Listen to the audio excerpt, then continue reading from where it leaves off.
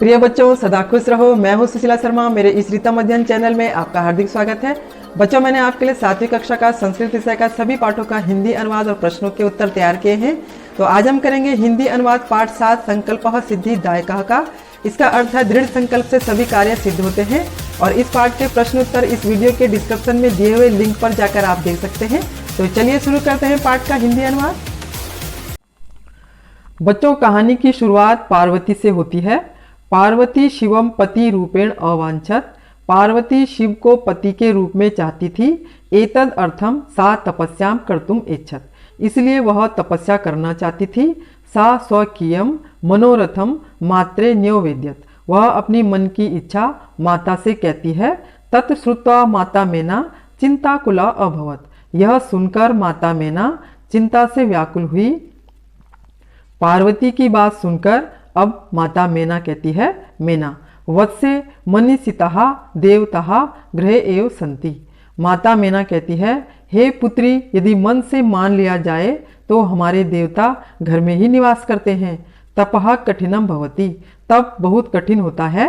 तव शरीरम सुकोमलम वर्तते। तुम्हारा शरीर बहुत सुकोमल है। गृह एव वस।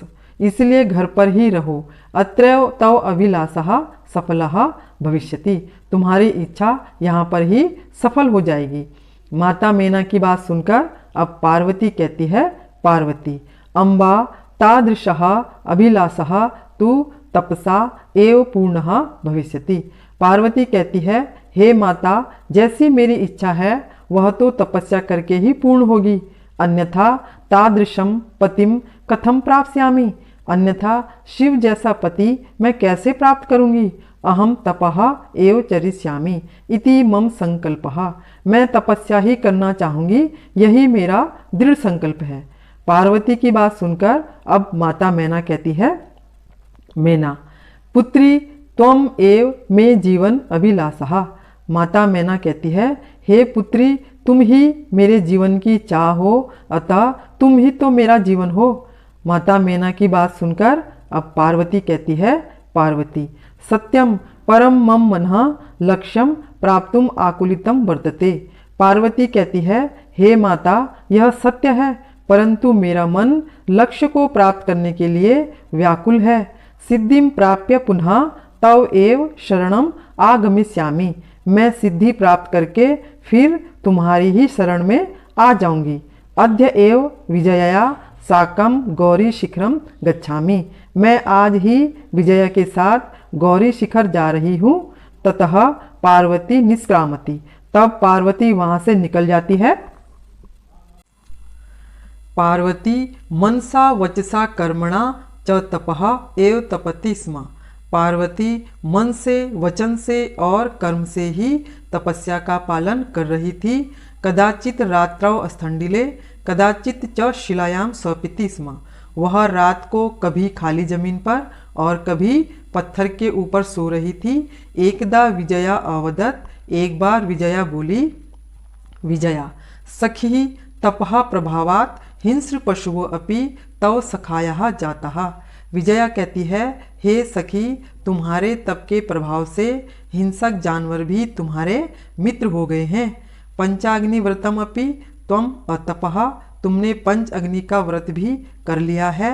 पुनः अपि तव अभिलाषः न पूर्णः अभवत। फिर भी तुम्हारी इच्छा अभी तक पूरी नहीं हुई।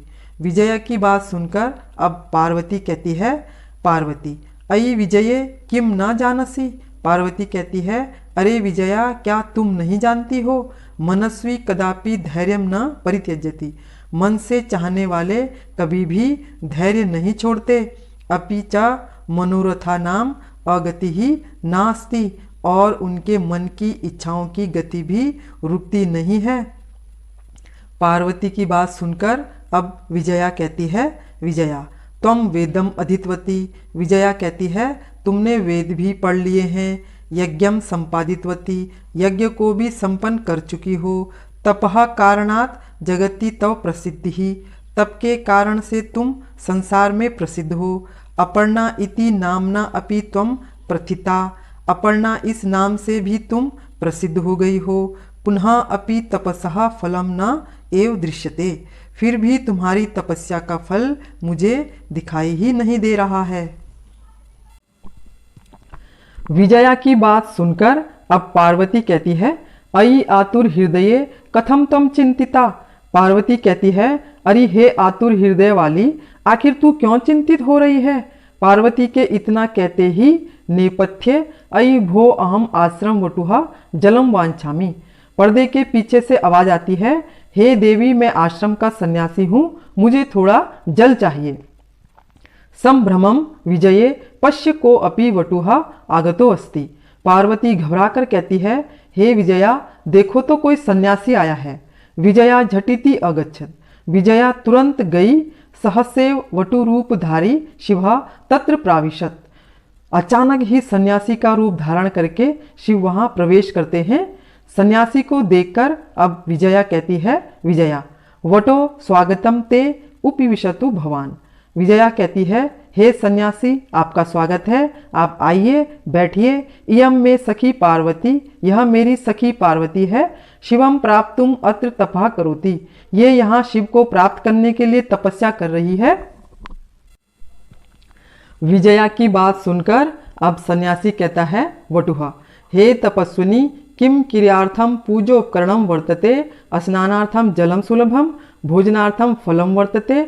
सन्यासी कहता है, हे तपस्विनी, यह पूजा की सामग्री किस उद्देश्य के लिए है। स्नान करने के लिए जल या भोजन के लिए फल आसानी से प्राप्त करने के लिए है।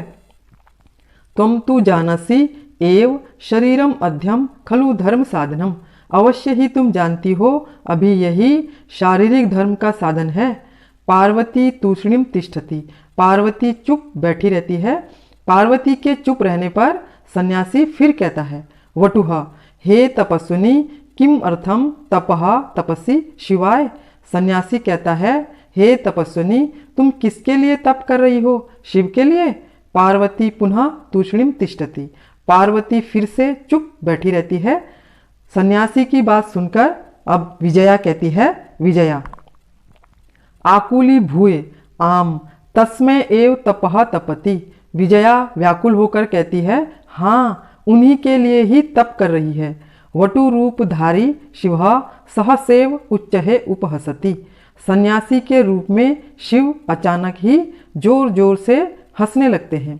विजया की बात सुनकर अब सन्यासी कहता है, वटुहा, अयि पार्वती, सत्यमेव तम शिवम पतिम इच्छसि उपहसन। सन्यासी कहता है, हे पार्वती, क्या सच में तुम शिव को ही पति चाहती हो। हंसते हैं। नामना शिव अन्यथा अशिव। वह नाम का ही शिव है, लेकिन वह कल्याणकारी नहीं है। शमशाने वसति, शमशान में रहता है। यस्य त्रीणि नेत्राणि वसनम व्याघ्रचर्म अंगरागः चिताभस्म परिजनाश्च भूतगणः। जिसकी 3 आंखें हैं, वस्त्र की जगह बाघ की खाल पहनता है और शरीर पर चिता की राख लगाता है, और मित्रगण की जगह भूतों की टोली है। किम तमेव शिवम पतिम इच्छसि। क्या फिर भी तुम शिव को ही पति चाहती हो।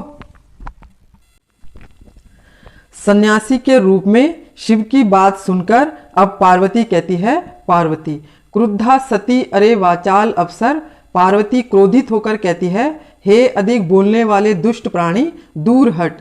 जगति न को अपि शिवस्य यथार्थम स्वरूपम जानाति। संसार में कोई भी ऐसा नहीं है जो शिव के वास्तविक रूप को जानता हो। यथा तम असि तथा वदसी। जैसा तू है वैसा ही बोल रहा है। विजया प्रति सखी चल। विजया से कहती है, हे सखी चलो। यह निंदाम करोति सह तु पाप भाग भवति एव यह शृणोति सो अपि पाप भाग भवति।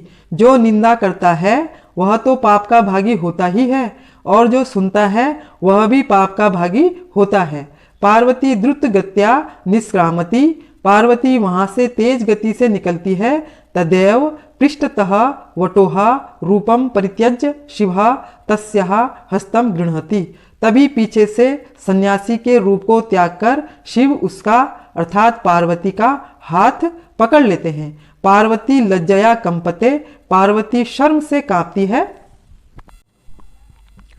पार्वती की बात सुनकर अब शिव कहते हैं, शिव पार्वती प्रीतो अस्मि तव संकल्पेन शिव कहते हैं, हे पार्वती, मैं तुम्हारे संकल्प से प्रसन्न हूँ। अध्य प्रभृति अहम तव तपोभिः कृतदासो अस्मि। तुम्हारे तप के प्रभाव से मैं आज से तुम्हारा खरीदा हुआ दास बन गया हूँ। विन तानना पार्वती विहसती। पार्वती नीचे की ओर सिर झुकाकर मुस्कुराती है।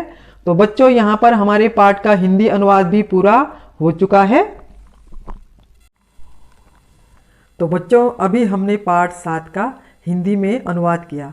हमें इस पाठ से यह शिक्षा मिलती है कि जिस तरह पार्वती ने अपने दृढ़ संकल्प से शिव को प्राप्त किया, हमें भी इसी प्रकार अपने सभी कार्य दृढ़ संकल्प अर्थात पक्के इरादे से करने चाहिए। किसी भी कार्य के सफल होने तक हमें उस पर डटे रहना चाहिए, तभी कार्य सफल होते हैं और तभी हमें सफलता और प्रसन्नता दोनों ही प्राप्त होंगे। तो बच्चों, मुझे भी आप लोगों के साथ पढ़कर अच्छा लगा। तो चलिए फिर मिलते हैं पाठ 8 के साथ। तो मैं उम्मीद करती हूँ कि अब आपको पूरे पाठ का हिंदी अनुवाद अच्छे से समझ में आ गया होगा। अगर आपको ये वीडियो पसंद आया हो तो लाइक और सब्सक्राइब जरूर करें, और अगर कहीं पर कुछ समझ में नहीं आया हो तो कमेंट्स जरूर करें, ताकि फिर आपको समझा सकूं। तो अब मैं आपसे विदा लेती हूँ, फिर मिलते हैं अगले वीडियो में। तब तक आप खुश रहिए, मस्त रहिए। धन्यवाद।